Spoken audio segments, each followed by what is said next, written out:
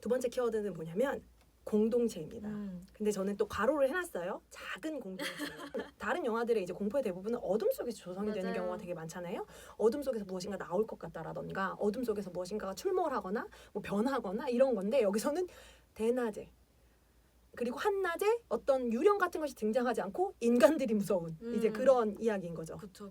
근데 실제로 미드소마라는 축제가 있다고 하잖아요. 음. 스웨덴에 막 보면 SNS에도 그래서 그런 얘기 많이 나오던데 과연 이 영화를 스웨덴 관광청이 고소하지 않을 것인가 저는 좀 의문이 들어요. 근데 지금 스웨덴 반응도 나왔더라고요. 굉장히 쿨한 반응 상태인 것 같아요. 그리고 오히려 더 붐업이 될 것 같아요. 그래서 왜냐면 미드소마라는 축제는 원래 있대요. 그러니까 지금 여기서 미드소마는 이 호르가라는 작은 마을을 상정하고 그 마을 안에서 벌이는 어떤 9라는 숫자를 두고 이제 9년, 뭐 90년 이런 상태의 큰 축제들을 벌이는 이야기로 나오는데 이제 스웨덴의 미드소마라는 축제는 그냥 진짜 하지에 그냥 원래 그쪽도 하지 뭐 이런 식으로 절기의 축제는 되게 많이 있잖아요. 맞아요. 그런 정통으로 있는 축제라고 하는데 그래서 처음에 스티커시 공개됐을 때는 스웨덴에서 반응은 이렇게 예쁘지 않다. 우리의 축제는. 왜냐하면 지금 이 미드소마 축제는 대낮에 엄청 하얀 옷을 입고 저처럼 꽃으로 장식 이렇게 꽃으로 장식된 옷을 입은 어떤 되게 좀 뭐라고 하지? 좀 표백된 이미지들이 되게 많은 축제인데 원래 미드소마는 이제 그렇지 않아서 오히려 더 예쁜 축제로 표현한 거 아니냐 이런 말들이 있었거든요. 그랬는데 물론 영화를 본 다음에는 어떤 반응일지 모르지만 그냥 의외로 쿨한 반응이라고 하더라고요. 근데 그 지금 옷 얘기 나와서 생각나는데 그 이 영화의 거의 마지막 부분에서 데니가 5월의 여왕으로 뽑히잖아요. 네네. 그래서 굉장히 꽃 더미 같은 거에 둘러싸여 있잖아요. 머리도 그렇고 옷도 그렇고. 혹시 카리 파뮤 아시나요? 그거랑 되게 비슷한 거 알죠? 레퍼런스가 되게 많다. 너무 영화가. 여러 가지로 많이 보셨다 감독님이. 정말 생각도 못했어요. 근데 저는 사실 여기서 나오는 공동체라는 게 되게 그런 종교에 대한 되게 좀 지독한 농담 같은 거기도 한데 저는 어떤 면에서는 그냥 종교뿐만 아니라 이성의 중심 사회에 대한 되게 지독한 농담이라고 생각을 했거든요. 그걸 그냥 되게 작은 사회로 보여준 거긴 한데 전반적으로 이 감독은 이성의 기반의 결합이나 재생산 같은 것을 굉장히 싫어하고 빈정대고 싶어 하는구나 이런 생각이 들었어요. 그 알몸을 적나라하게 보여주는 것도 좀 비슷한 것 같아요. 알몸 혐오 같은 것이 있으시잖아요, 감독님이. 그렇죠. 그래서 저는 가족에 대한 것으로 계속 전 유전이랑 좀 연장선상 안에서 이 사람은 가족이라고 표면화되는 그러니까 표상되는 어떤 것을 굉장히 싫어한다. 맞아요. 그리고 그것들을 굉장히 징그러워하고 그것들을 어떤 좀 까발려서 보여주고 싶어한다라는 느낌을 받았는데 그래서 계속 그런 일이 벌어지잖아요. 펠레가 너가 가족을 잃은 건 너무 슬픈 일일 거야, 데니 이렇게 말한 다음에 하지만 여기 진짜 가족이 있어. 근데 그 진짜 가족은 뭐 하는 사람들이냐는 거죠. 근데 그 진짜 가족 자체도 사실 모든 종교가 저는 어느 정도 그렇다고 생각하는데 남성과 남성과 여성을 굉장히 비슷한 비율로 맞춰놓고 그 안에서 계속해서 재생산을 할 수 있도록 만들어 놓은 구조잖아요. 그래서 그 공동체가 유지되도록. 그래서 저는 이 영화에서 왜 72살이 넘으면은 죽어야 되잖아요. 근데 그것도 사실은 똑같은 맥락인 것 같거든요. 왜냐하면 재생산이 불가능한 구성원이기 때문에 사실상 더 오래 살아 남겨두는 것이 자기 자신으로도 그렇고 공동체로서도 별로 이득이 되지 않는다는 그런 느낌? 근데 저는 그거는 그 안에 공동체뿐만 아니라 그냥 사회적으로 그렇게 생각을 하는 것 같아요. 그리고 제가 지난주에 예고를 하면서 이 영화가 굉장히 교훈이 많은 영화라는 말씀을 드렸어요. 저는 굉장히 중요한 교훈을 던져준 영화라고 생각했는데 이제 제가 유전 때 한번 말씀드리지 않았습니까? 알러지는 무서운 것이라는 아주 엄청난 교훈이 있는 작품이다. 알러지 있는 사람들을 조심히 대해라. 강요하지 마라. 절대 강요해서도 안 되고 조심해라. 제발 맞아요. 좀 그런 게 뭐 조금이라도 묻었거나 혹은 뭐 위험성이 있는 것을 제공해서는 안 된다. 이런 엄청난 교훈을 주는 영화라 말씀드렸는데 또 미드소마 되게 중요한 교훈이 있죠. 현대 사회에서 인터넷이 안 되는 곳에 여행 가지 마라. 안 되는지 알고 있었나요? 이 사람? 그건 몰랐죠. 사실 가서 알게 되긴 하죠. 하지만 사실 자기가 정확한 위치가 어딘지도 모르고 정확한 위치가 어딘지 모르는 채로 펠레한테 사실 끌려가지 않습니까? 그래서 그 장소가 어딘지를 공개하면 안 된다는 얘기가 계속 나오잖아요. 맞아요. 그런 곳으로 이제 여행을 가서는 안 된다라는 교훈도 있고 또 주는 음식 주는 음료 이런 걸 주는 대로 받아 먹지 마라 제발. 좀 생각을 해라. 이런 여러 가지 교훈을 주는 작품이었어요. 맞아요. 그리고 전 또 하나는 거기 보면은 중간에 죽어나가는 남자들이 있잖아요. 근데 엄청 그 사람들이 이성에 되게 굶주려 있고 섹스에 굶주려 있단 말이에요. 그쵸. 그래서 이 호르가의 여성들이 따라오라고 하면 자기를 되게 좋아하는 줄 알고 조금만 쳐다봐도 자기한테 반한 줄 알고 또 그렇게 홀랑 따라가는 거예요. 근데 그런 남성분들 잘 생각해 보셔라. 그리고 그 캐릭터를 이제 크리스티안도 크리스티안이지만 윌 폴터가 연기를 하잖아요. 그렇죠, 그렇죠. 너무 잘하는 거예요. 윌 폴터가 누구인가요? 윌 폴터는 누구냐면 메이즈 러너. 네, 메이즈 러너에 나왔던 제가 또 윌 폴터로만 기억하고 있어가지고 어디에 나왔다고 설명을 드리는 게 지금 잠깐 말문이 막혔는데 네. 저는 이제 윌 폴터의 이미지는 메이즈 러너로 기억이 되어 있죠. 맞아요. 그리고 이제 그 이후에 하나 레버넌트에 나왔었고요. 근데 윌 폴터가 윌 폴터로 출연하고 연기를 굉장히 잘합니다. 네. 맞아요. 너무 잘해버린 바람에 또 부조리.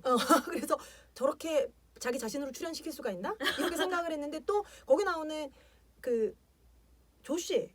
그쵸. 조시라는 배우가 거기 출연을 했던 배우죠. 굿플레이스라는 넷플릭스에서 굉장히 인기가 많은 오리지널 시리즈에 나왔던 배우인데요.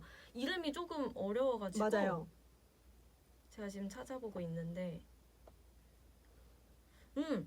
조금 놀라운 윌리엄 잭슨 하퍼 맞아요. 라는 배우고 굿플레이스에서도 약간 윤리를 공부하는 약간 교수 같은 걸로 나와요. 근데 거기서도 약간 인간을 막 관찰하고 분석하고 논리적으로 뭘 얘기하려고 하고 이런 역할인데 그런 캐릭터가 여기 이제 나와서 여기서도 관찰하고 보고서를 쓰려고 하고 논문을 쓰려고 하고 인류학자니까. 네, 네. 그래서 그 굿플레이스를 보고 이걸 보면은 너무너무 좋은 캐스팅인 거예요. 정말로. 기본적으로 좀 엄청 캐스팅을 잘하는 감독인 것 같죠. 맞아요. 아리에스터가 그 적재적소에 바로 그럴 만한 사람을 위치시키는 재능이 있는 것 같고. 맞아요. 그리고 그 남자친구인 크리스티안은 잭 레이너라는 배우인데 정말 그렇게 미국적으로 생겼을 수가 없잖아요. 그리고 뚜렷한 인상을 안 남기죠. 저는 늘 느끼는데 뚜렷한 인상이 없는 배우라고 맞아요. 느끼거든요. 근데 그 뚜렷한 인상이 없음 때문에 약간 미국 백인 남성을 표상해버리는 그런 느낌이에요, 진짜.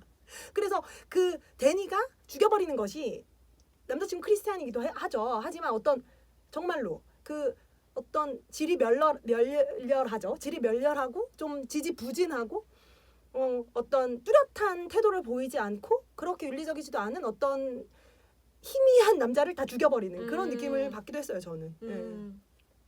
그리고 이 영화에 이제 유정과의 결정적인 차이가 있다면 유정 같은 경우는 아까 말씀을 드렸지만 오컬트적인 공포 그러니까 오컬트라는 장르로서의 결정적인 공포가 있고 그러니까 악령이 존재를 해야 가능한 공포였던 거예요. 그쵸. 악령의 존재가 있어야만. 그런데 미드소마는 사람이 저지르는 일이죠. 그래서 이 차이가 만들어내는 공포에 따라서 뭐가 더 무섭지라고 느껴지는 반응도 조금 다를 것 같아요.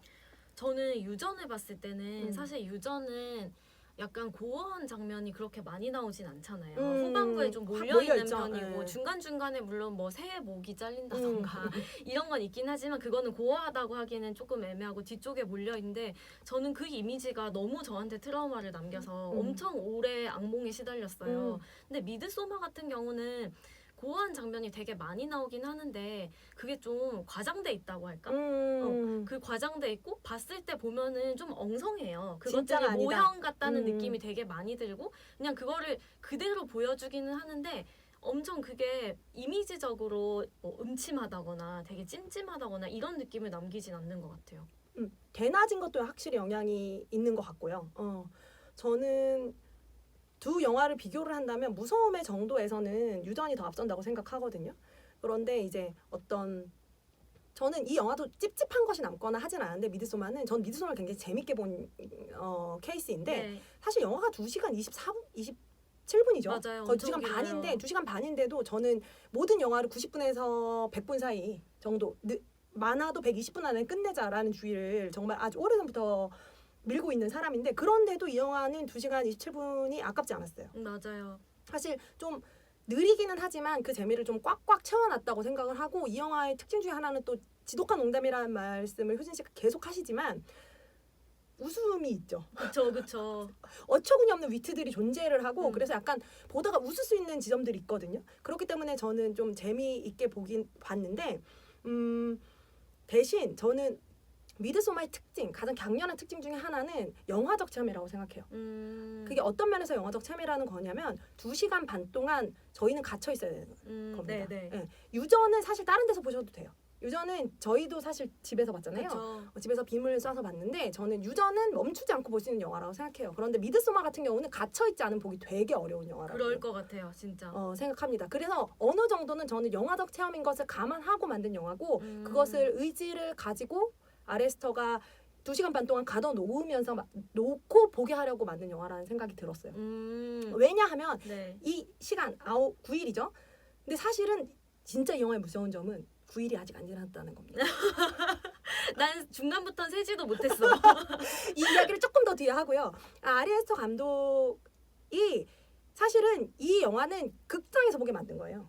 극장에서 데니와 그 친구들과 함께 우리는 갇혀 있는 겁니다. 그래서 2시간 반 동안 그 갇혀 있는 체험을 저는 하는 거라고 생각해요. 그러지 않고선 보기는 굉장히 어려운 영화이기 때문에. 그래서 그 갇혀 있는 체험을 하고 빠져나오지 못한 채로 저 약간 어느 순간은 숨이 막혀가면서 맞아요. 데니랑 같이 숨이 막혀가면서 그리고 또 이 영화 초반에 말씀드렸지만 스포일러가 중요하지 않은 가장 큰 이유 중에 하나는 초반에 다들 아실 수 있어요. 어떤 파국이 벌어질 것이라는지. 그리고 사실 은유랑 상징을 굉장히 직설적으로 썼죠.